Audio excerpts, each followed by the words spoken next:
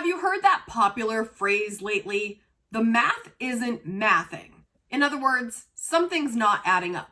If you watch this video and you follow these 5 money rules, your math will math.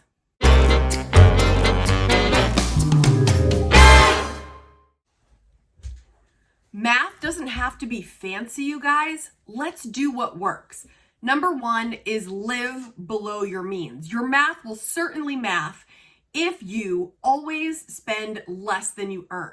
In fact, if you just did this one thing, you'd be in good shape. If you know exactly how much you bring in and then you spend less than you earn, what this is called is margin. It is leaving you some wiggle room, and what you do with this is going to be life-changing.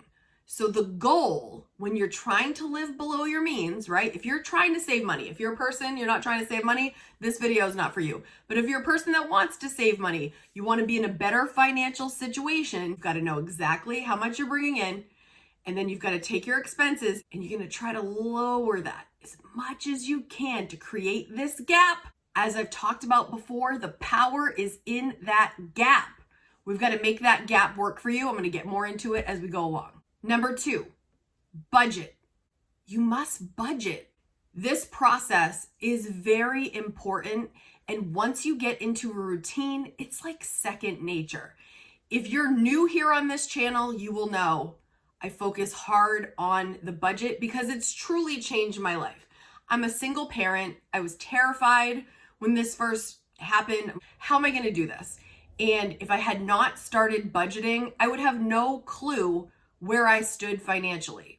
I started budgeting back in July of 2016. So I've been doing this for 8 years-ish now, and I still do it consistently and passionately every single month so that I know where I stand. I know exactly what's coming in. I know exactly what's going out. I know if I have money to do the other things that I want to do, which I'm going to share what I think is important for you to do with your money in the next couple tips. But you've got to budget so that you are on top of this and you know. Number 3, avoid debt. Currently, the only debt I have is the mortgage on my home. Obviously, that's going to take a little bit longer, but I'm working on it, you guys. I'm working so hard on that, chipping away at the principal as fast as I can. But I have no credit card debt. I paid off all my student loans.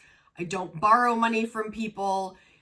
It's a really awful feeling, in my personal opinion, to owe people money, owe anybody money. I hate it. I hate even having the mortgage, even though I know that was my only reasonable option at the time. But on an everyday scale, if you want to win with money, I hear that term, win with money. If you want to have money, never whip out a credit card with money you don't have. So if you don't already have that money sitting in your checking, like ready to go, never pay for things with money you don't have. It's just a really good general rule to follow to keep yourself out of debt. Because if you start getting into that game, it's not a fun game. There was a time in my past, a long time ago, I think I'd racked up my credit card debt to about $10,000. Even the minimum payment was high. And I just remember thinking, if I could just get this paid off, that money could go toward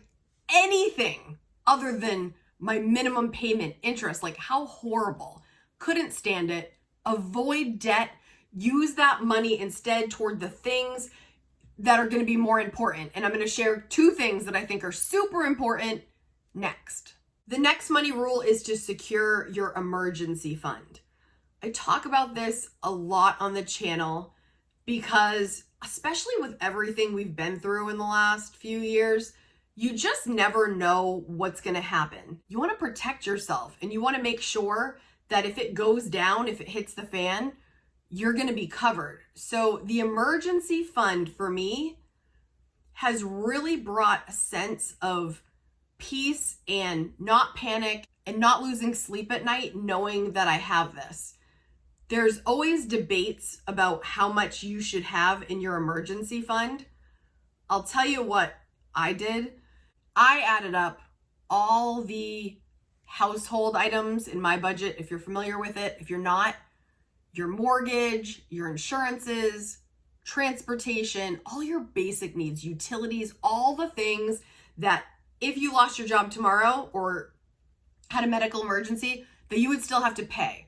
So you take that amount. So say that's $3,000. Like you need to pay $3,000 just to keep your life going. I would say a minimum of $9,000, but I'd try to round that up to 10. I would try to make an emergency fund of $10,000 so that if anything happens, you at least have 3 months where you're not going to be nauseous about this. You've got yourself covered. Some people are more comfortable with 6 months, some people up to 12. When it gets to the 6 and the 12-month mark, I don't want to make anything complicated, but that's a lot of sitting money that's not really doing anything. If you can get a high yield savings or high yield checking, that's great because then you'll make money off of it, or at least some money. But that's where it gets dicey because a lot of people will tell you, don't let it sit there. You should invest it, which brings me to number 5. Invest your surplus. What's surplus? Okay, so if we budget and we've committed to living below our means, right? Now, if you haven't paid off debt, we're going to have to tackle that. So the money that you make and the money that you spend, right? We're working to get it to a gap. That gap could either go to paying off debt, of course, building that emergency fund. Yes. And then also investing. I have a Roth IRA and I have an old 403B and an old 401k. And I invest in Main State Retirement. If you want me to do a video on investing in the future, I'm happy to share what I know, what I do, but I'm not an expert and I don't want to lead anybody in the wrong direction. But of course, want you to know that this is something I'm doing. I think a lot of people don't talk about investing enough, but there's plenty of information out there. But I'm thinking about how I can share more with you because I truly think that one of the ways you're going to get wealthy is by investing. You've got to have your money grow, and the earlier, the better. I started in my late 30s. Listen, for those of you that haven't started yet, I started in my late 30s, and I have been able to bank some money over the years here. I started when I was like 37. I'm 45 now. So don't think you're out of the race here if you haven't started. Start now. Get into it now. Investing is key to grow your money. I want to make sure you guys know that and don't ignore it because it's a scary thing. It's not as scary once you get going. If you have an earned income, you can start a Roth IRA. If you're under 50, you can invest up to $7,000 in a Roth IRA. If you're over 50, you can invest up to $8,000. And I would highly recommend you do your best to max that out.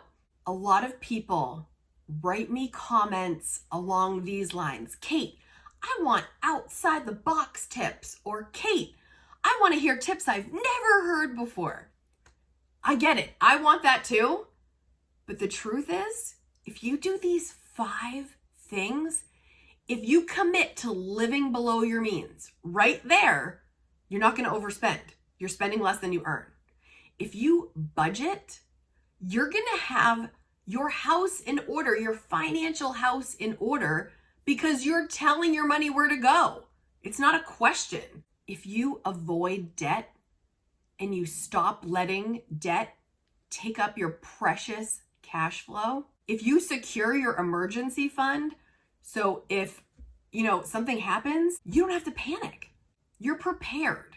And you invest that surplus so that money that is in your investments just keep growing and growing over time. The earlier, the better. I can't state that enough. Focus on what works and what's going to move the needle. And that's these 5 things.